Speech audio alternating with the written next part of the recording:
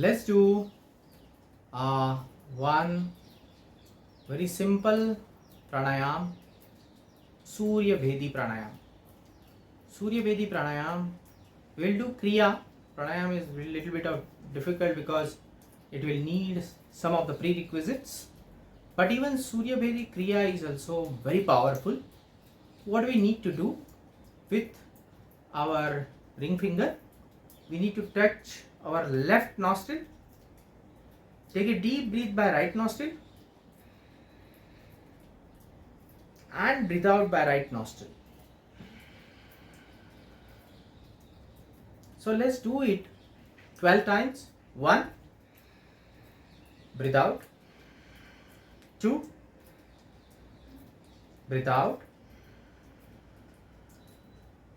Breathe out should be longer than breathe in. 3, breathe out. 4, breathe out. 5, breathe out and relax. I'm sure in this 10 breath you may be sweating, right?